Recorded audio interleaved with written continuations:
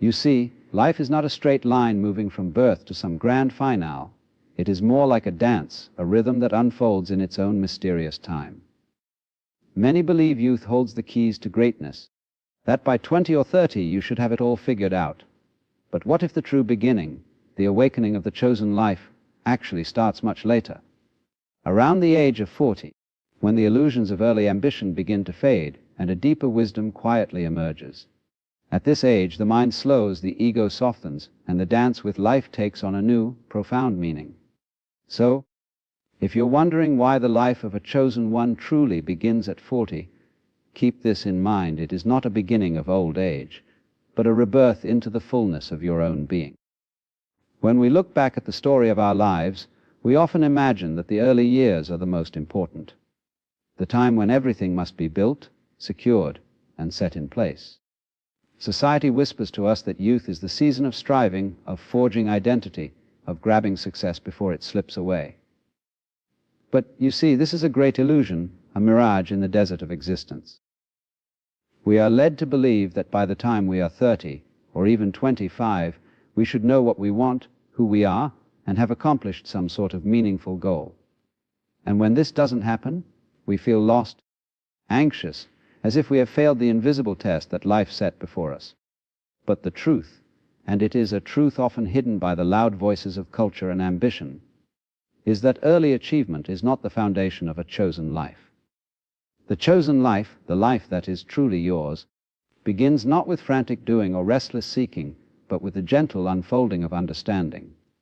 When you are young, your mind is like a garden overrun with weeds, desires, fears, comparisons, the itch to prove yourself to others. Your energy is scattered across many pursuits, each seeming urgent, each screaming for your attention. You want to be seen, you want to be known, you want to make your mark. And yet, all these efforts are like shouting into the wind, impressive in volume, but hollow in meaning. Think of the early years as the time when you are gathering tools and ingredients, but you have not yet learned the recipe for the feast. You collect knowledge, experiences, and relationships, but the deeper alchemy of life, the transformation into a chosen being, requires patience, waiting, and a mysterious sort of ripening that only time can bring. Early achievement is often mistaken for success, but success in youth is like catching a shadow. It dazzles, it thrills, but it slips through your fingers if you clutch too tightly. Moreover, when you rush to achieve early, you risk building your identity on a fragile foundation. The applause and validation you receive can become a cage, a mask that conceals your true self. The world teaches you to wear costumes of accomplishment, to fit into roles that might not resonate with your spirit. And so you spend years performing, not living, caught in a cycle of external approval rather than inner truth. The illusion is that life is a race against time, that you must sprint hard in your 20s and 30s, or you will be left behind. But in reality, life is more like a river flowing with its own timing, and those who try to swim upstream exhaust themselves without realizing that the current will eventually carry them forward in its own perfect rhythm. When you are young, your mind is a restless river, turbulent and uncertain. You do not yet see that the turbulence is part of the process, that it is necessary to stir the waters before they can settle into clarity. It is only when you reach a certain age, often around 40, that the river calms enough to reveal its true depth. The frantic pursuit that consumed your earlier years loses its grip, and you begin to understand that achievement is not about quantity or speed, but about quality and presence. You recognize that what you were chasing was often a mirage, a reflection of society's expectations rather than your own soul's desire.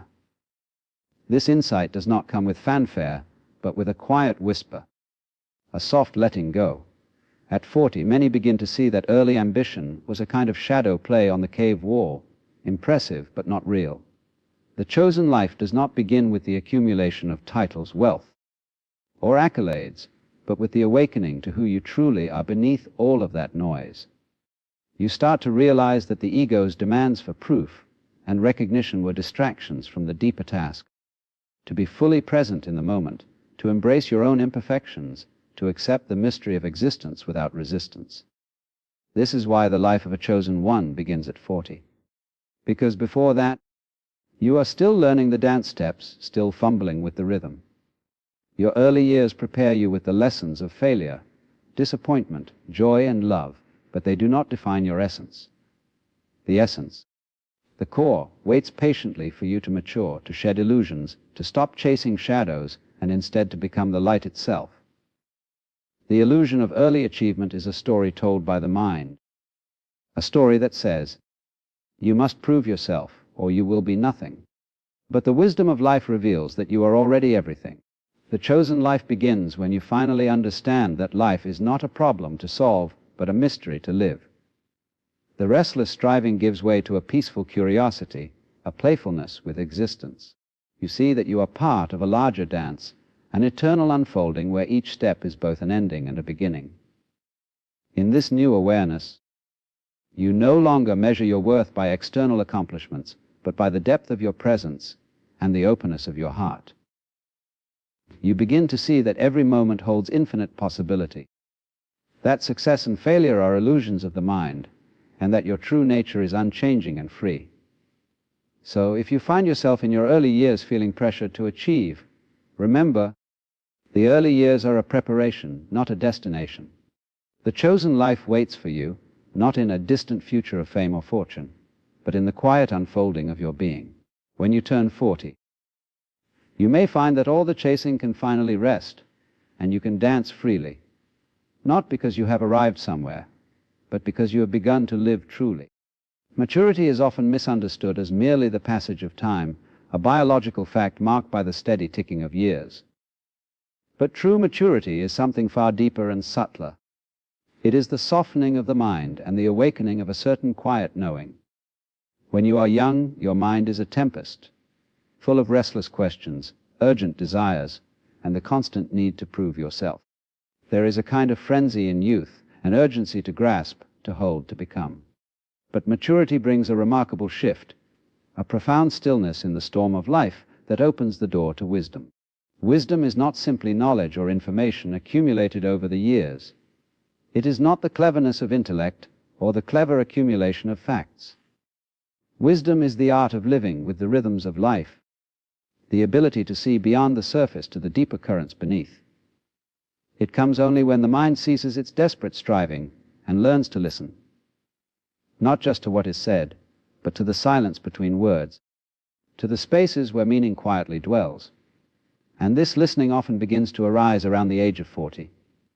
There is something about this stage of life when the frantic energy of youth begins to mellow. The mind, which was once so eager to conquer and control, relaxes its grip. The illusions of certainty start to dissolve, revealing the mysterious uncertainty at the heart of existence. This uncertainty, far from being a source of fear, becomes a gateway to freedom. When you no longer need to be certain, you open yourself to the vastness of experience and possibility. It is at this point that many begin to realize that life cannot be commanded or possessed, only participated in. The maturity of the mind brings a willingness to surrender, not in defeat but in trust. You learn to trust the flow of life, to move with it rather than against it. This is not passive resignation, but an active engagement with reality as it is, not as you wish it to be. Wisdom blooms from this acceptance. In youth, the mind is like a tightly clenched fist, grasping desperately at what it thinks it needs. But maturity teaches you to open your hand, to let go. This openness is not emptiness, but a fullness beyond the grasp of the intellect. It is the space where insight and understanding arise spontaneously, like flowers blooming in the spring. You begin to see that the things you chased with such intensity, the status, the possessions, the approval of others, were mere shadows, and that the true treasure lay within the calm of your own being. Maturity also brings a profound recognition of limits, not as boundaries that confine you, but as contours that shape your unique path. When you are young, the horizon seems infinite and overwhelming, and this can be both inspiring and paralyzing. But with maturity, you learn to embrace the limits of your life, your body, your time, your circumstances. You accept that you cannot do everything or be everything. And in this acceptance, you find freedom. It is like a musician who stops trying to play every note at once and instead learns to play the right notes with feeling and depth. This acceptance is not defeat but a form of mastery. It is the wisdom to know what to let go of, what to keep, and how to move forward with grace. At 40, many begin to shed the illusions of omnipotence, the belief that they must control everything or be overwhelmed by chaos. Instead, they learn to dance with life's unpredictability, finding joy not in certainty but in the unfolding mystery. Maturity also deepens your relationship with time. When you are young, time feels like an enemy, a relentless taskmaster pushing you forward. You race against the clock, trying to cram as much as possible into each day, each year. But with maturity, time becomes a companion rather than a foe. You learn to inhabit the present moment fully, knowing that each instant contains the whole of life. This presence is the essence of wisdom, because it frees you from the regrets of the past and the anxieties of the future. In this way, maturity is the gateway to a different kind of knowing. Not the knowing of the mind alone, but the knowing of the heart and spirit. It is an intuitive understanding that cannot be taught but must be lived. It is the realization that life is not about accumulation or achievement, but about participation and surrender. The mature mind sees that the self is not a fixed entity, but a flowing river, constantly changing and renewing itself. This understanding brings a gentle humility, a recognition that you do not have all the answers and that this is perfectly okay. Humility is not weakness but strength, for it opens the door to learning, growth, and connection. The mature person is not afraid to say, "I do not know," and in that admission, they find a deeper wisdom. At 40, this shift often becomes palpable. The urgency to prove oneself fades, replaced by a quiet confidence born of experience and reflection. The chosen one no longer needs the applause of the world to feel worthy, because they have found a more enduring source of value within themselves. This inner source is not dependent on external circumstances, but is a wellspring of peace and clarity that sustains them through life's inevitable challenges. Maturity also expands your capacity for compassion. As you become more aware of your own imperfections and struggles, you naturally become more understanding of others. You see that everyone is navigating their own journey, wrestling with their own fears and hopes. This empathy deepens your connections and enriches your life in ways that youthful ambition cannot. In the end, the gateway to wisdom is not something you can force open. It is a door that life slowly unlocks when you are ready. Maturity is not measured by years alone, but by your willingness to let go of illusions and to embrace the mystery of your existence. It is the moment when you stop fighting the current and learn to flow with the river of life. So, as you approach or pass the age of 40, remember this: maturity is your invitation to step into a larger life, to move beyond the frantic striving of youth and into the peaceful knowing of wisdom. It is not an end but a beginning, the beginning of a life lived with grace, presence, and deep understanding. The chosen one does not arrive at maturity by accident, but by embracing this journey with open arms, knowing that the true treasure lies not in what is achieved, but in what is revealed when the mind finally rests. Impermanence is the great truth that life whispers softly beneath the noise of our everyday existence. Yet, for many, it is a truth that terrifies or unsettles. We grasp at things as if they were eternal: youth, health, relationships, success, clinging tightly to what we love and fearing what might slip away. But the beauty of embracing impermanence is that it frees us from the chains of attachment and invites us into a dance with life's ever-changing rhythm. It is only when we truly see that everything flows and fades that we begin to live with grace, presence, and deep joy. To live in impermanence is not to despair at loss, but to celebrate the fleeting nature of each moment. Imagine a flower blooming in spring. It bursts forth in radiant color, fills the air with fragrance, and then quietly fades. If it tried to hold on to its bloom forever, it would wither and die in a struggle against nature.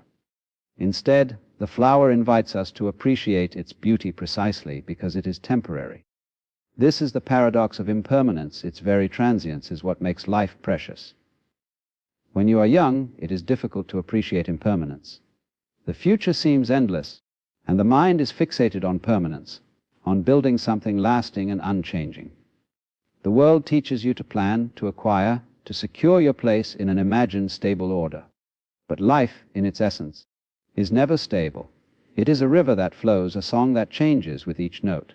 To resist this flow is to suffer, but to embrace it is to find freedom. Around the age of 40, many begin to sense the truth of impermanence more clearly. This is not just an intellectual realization, but a felt experience. A recognition that the body changes, relationships evolve, and the chapters of life turn with inevitable momentum. This awareness can be unsettling, yet it is also liberating. For in embracing impermanence, you begin to see that life is not a possession but a gift, always unfolding, always new. The chosen one understands that to cling to permanence is like trying to grasp water in your hand. The tighter you hold, the more it slips away. Instead, there is a gentle letting go, a soft acceptance of the fact that all things must pass. This acceptance does not mean passivity or resignation. Rather, it is an active participation in the flow of existence. It is a joyful surrender to the mystery of becoming and dissolving. This insight changes how you relate to fear and loss. When you accept that everything is impermanent, you begin to see that fear is often a resistance to change, a desire to freeze life in place. But life's beauty lies precisely in its constant movement. You realize that to love something deeply means to cherish it without grasping, to hold it lightly in your hands like a fragile bird. This kind of love is free, not bound by possession or control. Embracing impermanence also opens your eyes to the present moment. When you understand that this moment will never come again, it shines with extraordinary brilliance. The ordinary becomes extraordinary. A simple breath, a smile, a glance, all become sacred because they are unique and fleeting. This mindfulness is not a forced effort, but a natural flowering of awareness when the mind stops resisting the flow of life. The chosen life at 40 is often marked by this awakening. You start to see that your identity is not fixed but fluid. You are not the same person you were at 20 or 30, and you will not be the same at 50 or 60. This realization is a blessing, because it frees you from the tyranny of a single, rigid self-image. You become more willing to change, to grow, to evolve, and in this flexibility you find vitality. Impermanence also teaches humility. It reminds us that we are not masters of the universe, but participants in a grand, unfolding mystery. The stars, the seasons, the tides, they all move in cycles of birth, growth, decay, and renewal. You begin to see your life as part of this vast cosmic dance, neither separate nor permanent, but intimately connected with all that is. This connection brings a profound sense of belonging and peace. When you stop resisting impermanence, you stop resisting yourself. You allow your own thoughts, feelings, and experiences to come and go without clinging. You see that your true nature is not the temporary forms you inhabit, but the awareness that witnesses these forms changing. This awareness is timeless, spacious, and free. In embracing impermanence, you also come to appreciate the preciousness of each encounter and relationship. You realize that every person you meet is on their own journey of becoming and dissolving. This understanding deepens your compassion and gratitude. You treasure the moments you share, knowing they are unique and irreplaceable. The chosen one's life at 40 is not a life of fear, but a life of trust. Trust in the unfolding of life, trust in the unknown, trust that each moment is exactly as it should be. This trust does not mean you do nothing. It means you engage fully with whatever arises, knowing it will change and pass. You learn to dance with uncertainty rather than resist it. This dance transforms how you face challenges and hardships. Instead of clinging desperately to what was or anxiously fearing what might be, you meet life's difficulties with openness and curiosity. You understand that even pain and loss are part of the flow, necessary for growth and transformation. You become a river that flows around obstacles, not a wall that resists them. Ultimately, the beauty of embracing impermanence is the gift of freedom. Freedom from the illusion of control, freedom from the fear of loss, freedom from the need to fix and hold on to things. This freedom allows you to live fully, to love deeply, and to be present with whatever arises. It is a freedom that only comes when you stop fighting the inevitable and start flowing with it. So, as you walk through life, especially as you reach the turning point of 40, remember this: impermanence is not your enemy but your greatest teacher. It invites you to see life as a magnificent play of forms, a dance of light and shadow, birth and death, coming and going. Embrace it with open arms and an open heart, and you will find that the chosen life is not a burden but a blessing, a continuous unfolding of beauty, mystery, and wonder. Experience is the great teacher, the sculptor of the soul, shaping us through moments both exquisite and painful. It is not simply the passage of time or the ticking of years that awakens the chosen one. It is the accumulated tapestry of joys and failures, of triumphs and disappointments. Woven intricately into the fabric of being, experience is not just something that happens to us. It is the ground upon which awakening stands, the fertile soil from which wisdom grows. When you are young, experience is often fragmented, scattered episodes of learning, flashes of insight followed by confusion. The mind races to make sense of it all, rushing to categorize and control what it perceives. The chosen life does not begin here, in the chaos of unformed experience, but rather when the myriad moments begin to connect, when the lessons crystallize into understanding. This process often takes time, patience, and a willingness to face life honestly with all its contradictions. Experience is like a river that flows through your life, sometimes calm and gentle, sometimes wild and tumultuous. Each twist and turn, each rapid and still pool, shapes the course of your journey. The chosen one learns not to resist the flow, but to move with it, recognizing that every moment, whether pleasurable or painful, contributes to their awakening. It is through experience that the illusions of youth dissolve, and the deeper truth reveals itself. Failures, in particular, are essential in this process. They are not mere setbacks, but invitations to grow. The chosen one learns to see failure not as a mark of inadequacy, but as a teacher, a guide that points toward areas needing healing or change. Each failure strips away a layer of falsehood, revealing more of the authentic self beneath. This peeling away is often uncomfortable, even painful, but it is necessary for awakening. Joy and success also play their part. They remind the chosen one of the beauty and possibility inherent in life. Yet, even these moments must be seen with clarity, for they can be seductive traps that reinforce ego and attachment. True awakening comes when you learn to appreciate joy without clinging, to celebrate success without depending on it for your sense of self. Experience teaches the balance between embracing life's pleasures and recognizing their impermanence. Over time, experience becomes a mirror reflecting not just the external world, but the inner landscape of your being. You begin to see patterns in your thoughts, emotions, and behaviors. You become aware of the habitual responses that no longer serve you, and the deeper currents of desire and fear that drive your actions. This self-awareness is a crucial step in awakening because it opens the possibility of choice. Rather than being a puppet of your conditioning, you begin to act with intention and presence. The chosen one's awakening is not a sudden lightning bolt, but a gradual unfolding. Experience works quietly beneath the surface, preparing the soil of your soul for seeds of wisdom to sprout. It is a slow dance between action and reflection, between the outer world and the inner journey.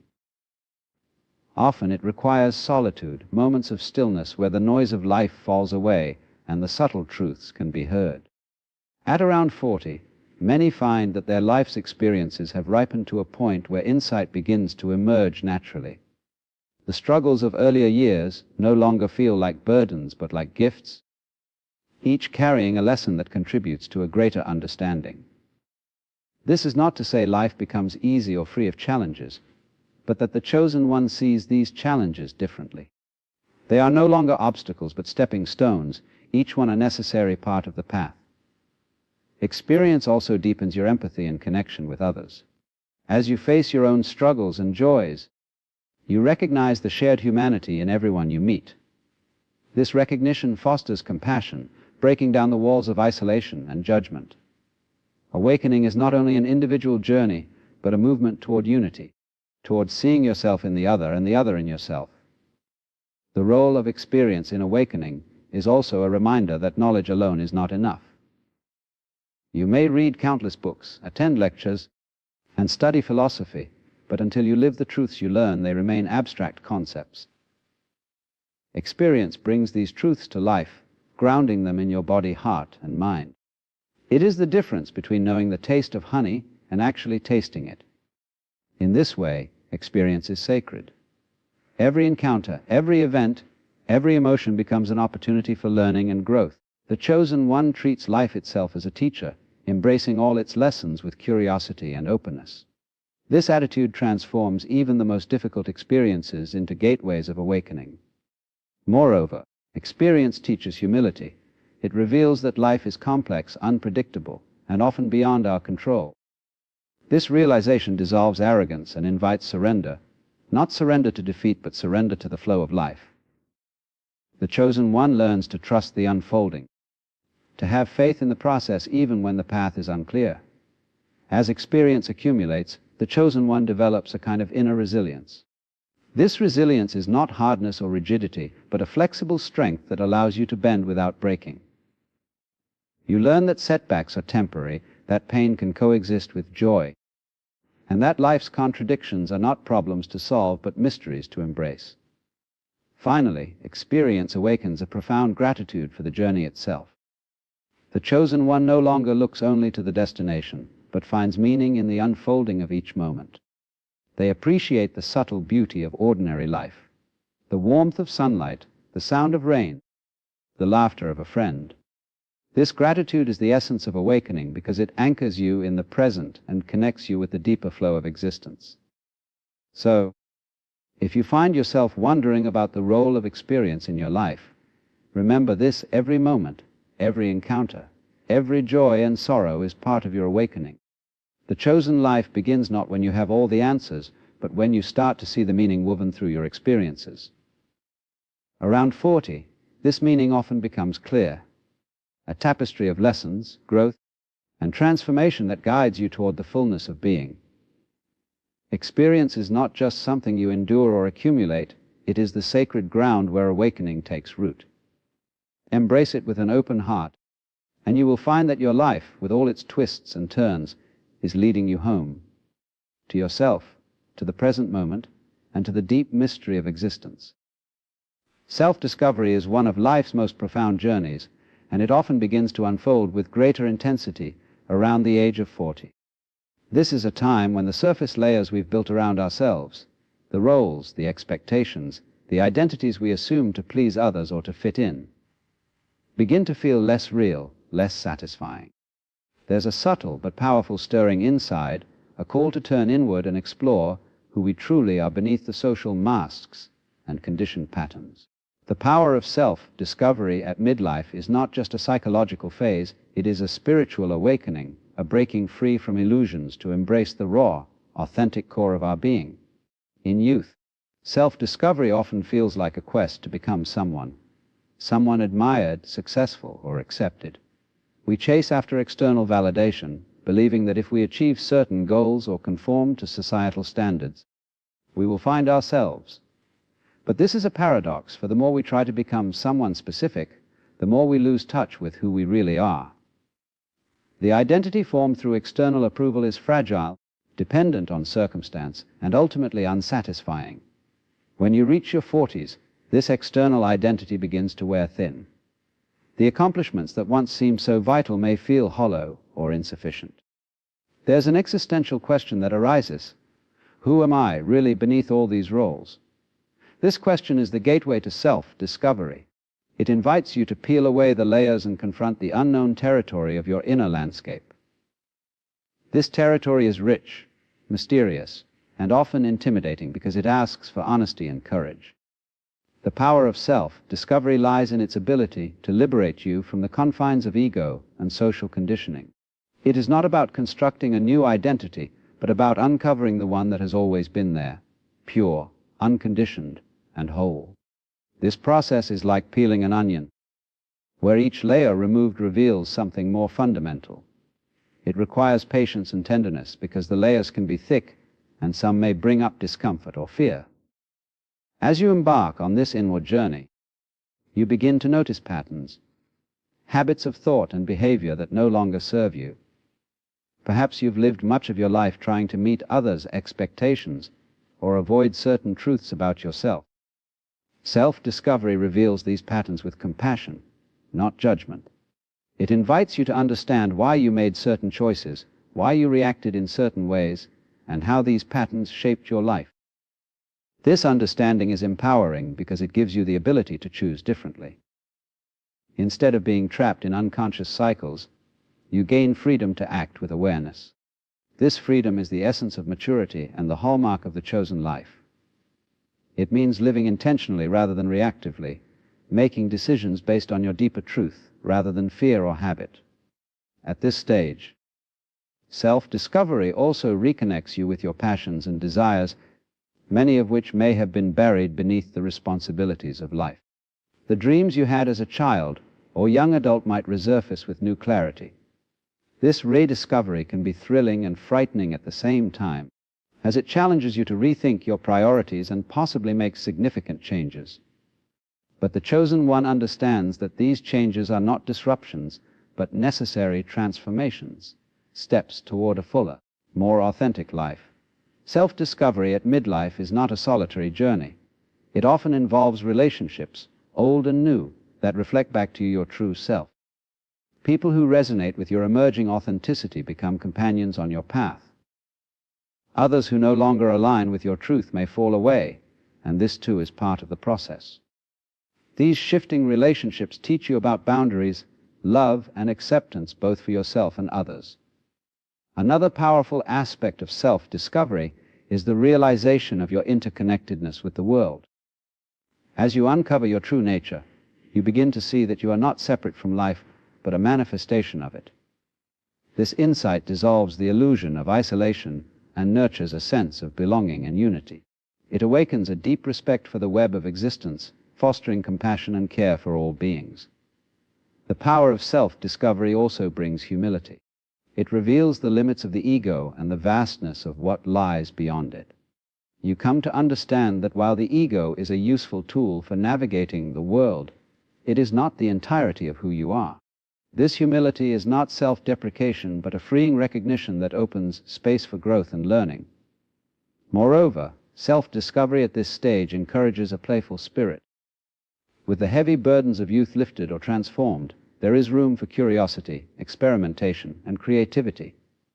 The chosen one approaches life with a lighter heart, willing to explore new ideas, try new experiences, and embrace the unknown with a sense of wonder. This playful curiosity is vital because it keeps the spirit vibrant and alive. It prevents stagnation and invites continual renewal.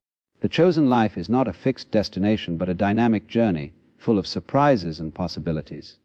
Self-discovery also cultivates resilience. By knowing yourself deeply, you develop a foundation of inner strength that withstands life's storms. You learn that your value is not dependent on external circumstances, but rooted in your essential being. This resilience is a source of peace amid uncertainty, a steady light in the shifting tides of life. As this process unfolds, you might find that the need to control or predict the future diminishes. You become more comfortable with mystery and ambiguity, recognizing that life's richness often lies in its unpredictability. This acceptance is a profound shift from striving for certainty to embracing the flow of existence. Finally, the power of self-discovery at midlife is a call to live authentically. It challenges you to express your true self in all aspects of life, to speak your truth, follow your passions, and embody your values. This authenticity resonates deeply with others and inspires them to embark on their own journeys. The chosen one knows that authenticity is not always easy or popular, but it is the path to genuine fulfillment. It is the courage to be vulnerable, to stand in your truth even when it is uncomfortable. This courage opens the door to deeper relationships, meaningful work, and a life that feels aligned with your soul. So, as you reach or pass the milestone of 40, remember that the power of self-discovery is your invitation to awaken fully. It is an inner revolution, a peeling away of illusions to reveal the radiant core of who you truly are. Embrace this journey with patience, compassion, and joy, knowing that it leads you home, to a life lived with authenticity, freedom, and profound peace. From the moment we are born, society begins to weave a complex web of expectations around us. These expectations come in countless forms: how we should look, behave, succeed, and define our worth. They shape the roles we play, the goals we pursue, and often the very way we think about ourselves. For much of early life, these expectations can feel like invisible chains, subtle but binding, dictating what is acceptable or normal. But as the chosen one moves toward 40, a remarkable freedom begins to dawn, the freedom found in letting go of these societal expectations. This freedom is not given lightly, it is earned through struggle and insight. When you are younger, it can be difficult to even recognize these expectations because they are so deeply embedded in the culture and language around you. They whisper in the background, convincing you that conformity is safety, that approval is survival, that deviation is danger. You strive to fit in, to meet the criteria, to win approval. But this striving often leads to a deep sense of disconnection, a feeling that you are living someone else's life rather than your own. Letting go of societal expectations is an act of rebellion, but it is also an act of profound self-love. It means reclaiming your right to define your own values, your own meaning, and your own path. This is not about rejecting society altogether or becoming an outcast, but about discerning which voices are truly yours and which are echoes of others' demands and fears.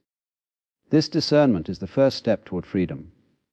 At midlife, many find themselves at a crossroads where the weight of expectations becomes unbearable. The careers chosen because they made sense, the relationships maintained out of obligation, the lifestyles pursued for status. All these can feel like cages rather than wings. The chosen one begins to question, sometimes with a quiet voice, sometimes with an urgent cry. Is this really my life, or someone else's? This questioning is essential, for it opens the door to authentic living. It invites you to examine the beliefs and assumptions that have guided your choices. Are they truly yours, or are they inherited from family, culture, or peer pressure? This reflection can be unsettling because it challenges the foundation of your identity. But it is necessary if you want to step into the freedom that awaits. Letting go does not mean abandoning responsibility or retreating from life's demands. Rather, it means engaging with life on your own terms, with integrity and honesty. It is about choosing what resonates with your deepest self, rather than what looks good on the outside. This shift is empowering because it returns your power to you, instead of handing it over to external validation.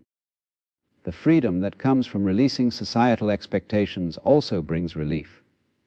There is a lightness when you stop carrying the burden of trying to be what others want you to be. This lightness opens space for creativity, spontaneity, and joy. Suddenly, life becomes less about performance and more about presence.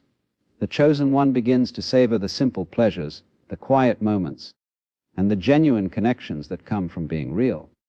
Moreover, letting go of expectations cultivates courage. It takes bravery to live authentically, especially when it means going against the grain or risking disapproval. But this courage is deeply rewarding because it aligns your outer life with your inner truth.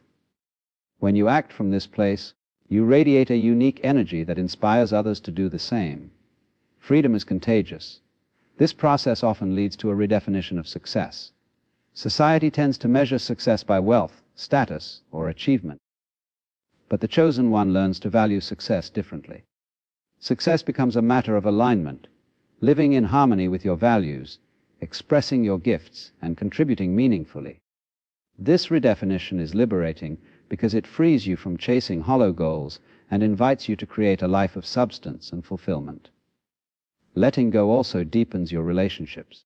When you stop playing roles or wearing masks to fit expectations, you invite others to see and know the real you. This vulnerability fosters intimacy and trust. It also allows you to set boundaries, saying yes to what nourishes you and no to what drains you.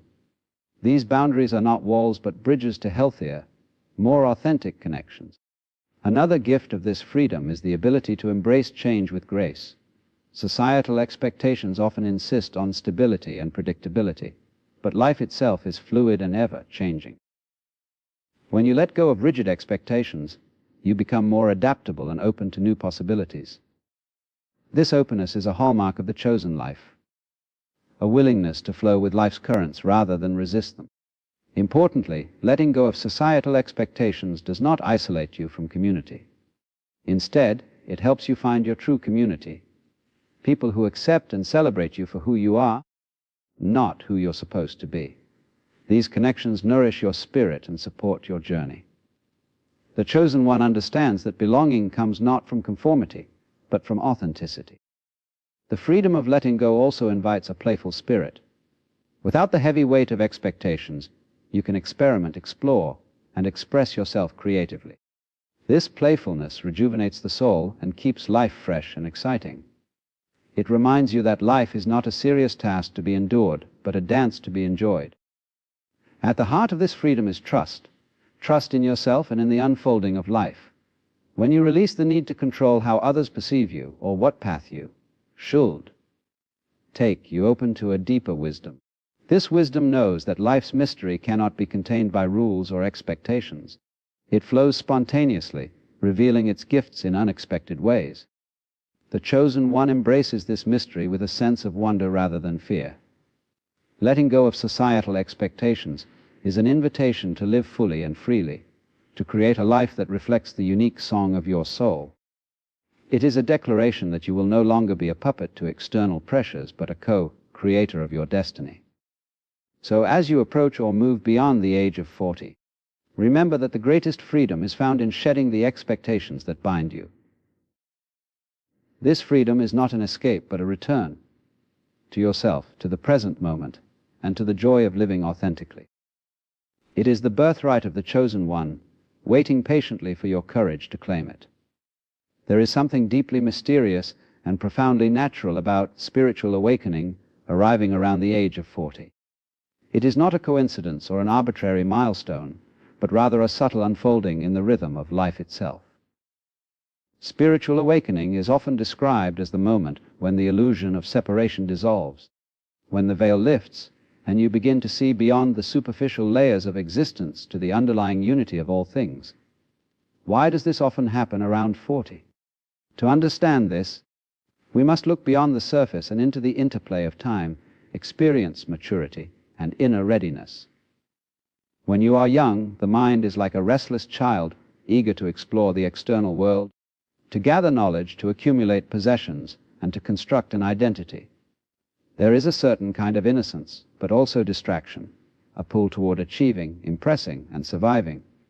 The ego dominates, and spiritual matters, if they arise at all, are often distant or abstract concepts rather than lived realities. This youthful phase is necessary, for it provides the foundation, the raw materials of life experience and selfhood. As time passes, the accumulated experiences, both joyous and painful, begin to wear on the ego. Around 40, many people experience what is sometimes called a midlife crisis, but it is better understood as a spiritual crossroads, a moment of reckoning where the old ways of seeing and being no longer suffice. The ego, which once seemed so strong and invincible, begins to show its limits. The achievements and external validations lose their luster, and a deeper question emerges. Is this all there is? This question is the seed of spiritual awakening. It is a crack in the fortress of the ego, a fissure through which light begins to seep. Spiritual awakening is not about rejecting the world or denying the ego, but about seeing it clearly, understanding its nature as a construct, a necessary tool, but not the totality of who you are. This insight requires maturity and courage, qualities that often blossom in the fourth decade of life. Maturity brings perspective. By 40, you have witnessed enough of life's complexities, the interplay of joy and sorrow, success and failure, love and loss, to understand that life cannot be fully grasped by the intellect alone. There is an intuitive knowing that something greater is at work, a presence or flow that transcends individual will. This realization gently dissolves. You see, the world doesn't hand you a certificate and say, "Congratulations, you are the chosen one." No, life whispers it, in silence, in symbols, in strange moments when others look at you differently, not with admiration, but with awe, confusion, or even fear. And what does it mean to be chosen? Not by some council of angels or cosmic committee, but by the very pulse of existence itself. You are not here by accident. You've always known that, haven't you? Even as a child the world felt surreal, like you were watching a movie where everyone else seemed to know their lines. And you were ad-libbing something far more profound. People feel it. They don't always understand what they feel, but they feel you. You disturb the illusion. You don't play by the rules they never questioned. You are a reminder that life is not about fitting in, but about waking up. So if you've been wondering why you never quite belong, why you sense something sacred rumbling beneath your ordinary days, this message is for you. Not to inflate your ego, but to confirm what your soul already suspects. You were never meant to blend in.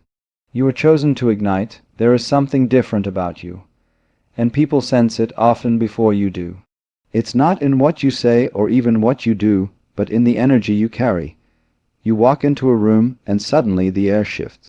Conversations pause, eyes glance, and there's an unspoken awareness. Someone just entered who does not belong to the ordinary. You don't try to be noticed, yet you often are. Not always with admiration, sometimes with suspicion, envy, or even quiet reverence. Why?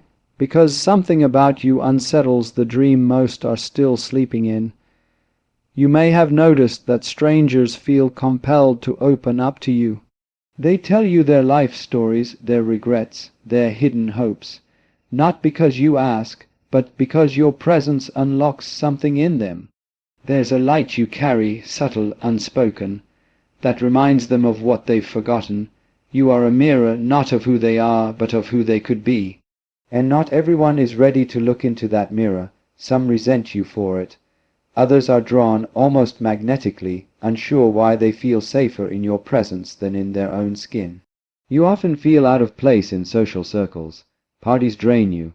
Shallow talk irritates you, not because you're arrogant, but because your soul craves depth, truth, essence, meaning. The small talk of the world tastes like sand when you're longing for the water of the eternal. While others are content to skim the surface of existence, you're diving into the abyss willingly, not to escape life, but to find the marrow of it. This desire doesn't make you better, it makes you different, and difference is threatening in a world built on conformity. You've likely endured suffering that others cannot imagine, not as punishment, but as preparation. The chosen ones are not chosen for comfort. They are chosen for transformation. Life breaks you open not to destroy you, but to make you spacious enough to carry something sacred. Your wounds are not signs of weakness, but portals to a deeper awareness, and people feel that when they're around you. They feel the depth of your compassion, not as sentimentality, but as a kind of sacred understanding, a knowing that only comes through fire. You are often misunderstood. People project onto you. They think you're strange, too quiet, too intense, or too emotional. But what they're really seeing is what they haven't reconciled within themselves. You carry a frequency that doesn't match the noise of the world, and so you are either dismissed or idolized, but rarely understood. That's okay. You're not here to be understood. You're here to remind, to awaken, to reveal.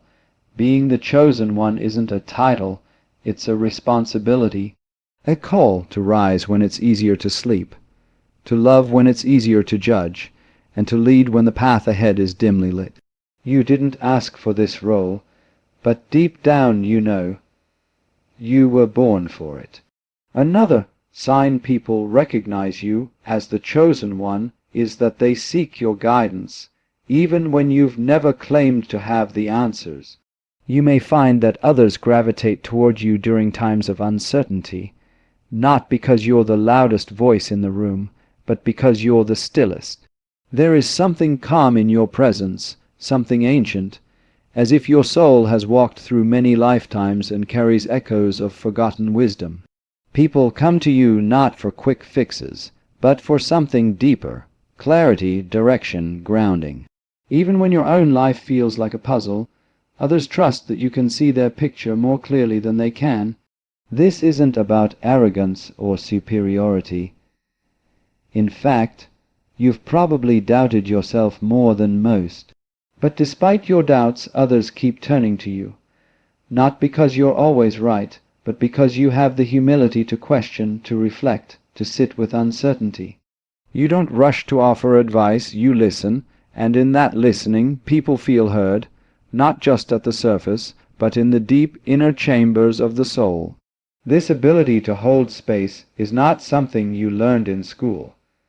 It is something your soul was trained for long before this life began. You may have been labeled too sensitive by the world, but that sensitivity is part of your design. You feel what others suppress. You see the pain behind the smile, the longing behind the laughter. You pick up on energy before words are spoken.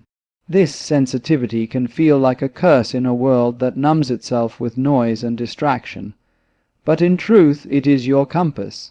You sense things others overlook not because you're trying, but because your awareness is naturally tuned to a higher frequency.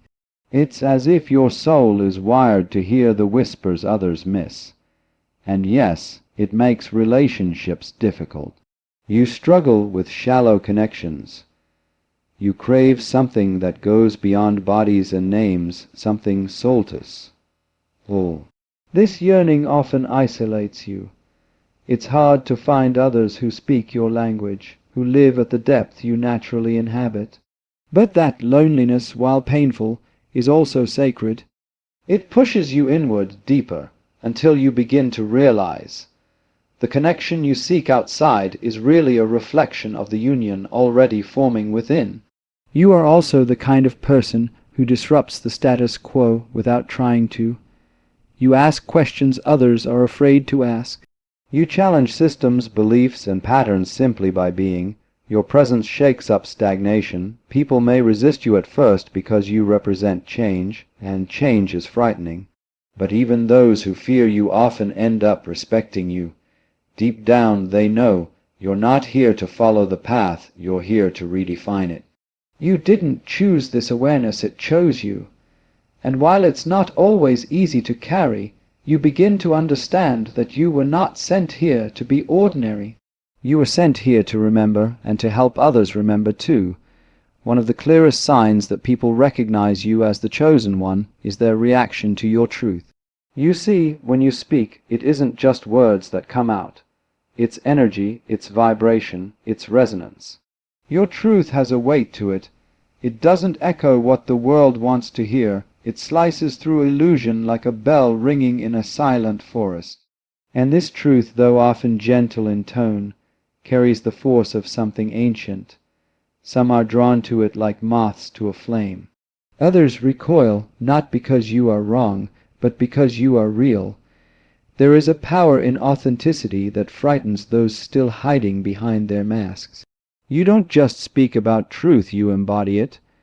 And that embodiment threatens falsehoods, not with aggression, but with presence. That's the paradox. Your very being becomes disruptive without effort. You're not trying to confront people, but the light you carry automatically reveals the shadows they are not ready to face. That's why some people will love you instantly, and others will reject you for reasons they can't even explain. You might have noticed that people project their own issues onto you. They assume your intentions, misread your silence, assign motives that never belong to you. It's not personal. It's simply that your presence creates movement in them, movement they're not prepared for. This is why the path of the chosen one is rarely smooth. You awaken what others are trying desperately to keep asleep. Not out of malice, but out of necessity. You were born to stir the still water, not because chaos is your goal, but because clarity is. You often find yourself in the role of the outsider. Even in groups that seem spiritual or awakened, you can feel slightly out of step. It's not because you're better. It's because your path is unique. You weren't meant to follow someone else's roadmap. You weren't sent here to blend into even the more refined collectives of thought. Your connection is direct. Your guidance doesn't always make sense to others, but deep down you know what you feel. You trust the pull, even when it leads you where no one else is going. There's also a strange relationship you have with time. You sense things before they happen. You feel when a chapter is ending before the signs appear. This intuitive foresight isn't something you asked for. It just is, and people notice. They may call you prophetic, or say you just know things. It's not magic, it's sensitivity. You're tuned in to a deeper rhythm, a kind of divine undercurrent that carries messages not through logic, but through knowing. This makes you a source of comfort in crisis, a lighthouse in fog, but it also makes you a mystery to many.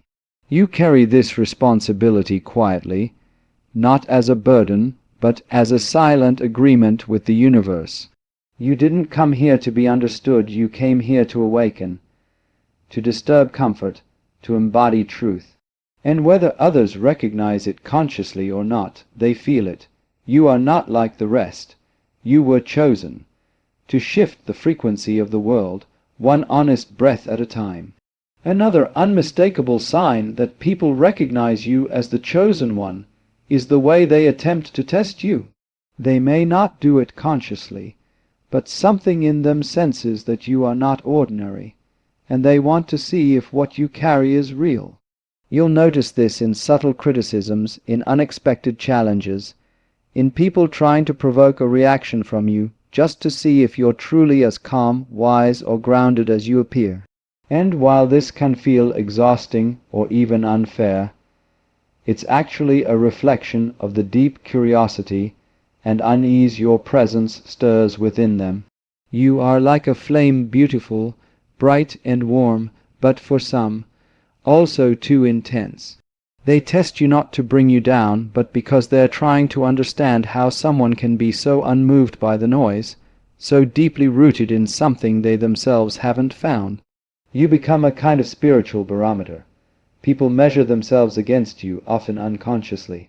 It's not your words they test, it's your energy, your silence, your integrity. And when they see that you do not waver, even under pressure, something shifts in them. They may not admit it, but they recognize it. This is someone different. There's a strange paradox to your presence. You make people feel safe, but also seen. And being seen is not comfortable for most. Many spend their whole lives hiding behind identities, roles, and expectations. But your gaze, your stillness, your truth, it cuts through all that. And so people are drawn to you for healing, yet often resist what you reflect. You show them who they are beneath the mask, and for those who are ready it is liberating. For those who are not, it is terrifying.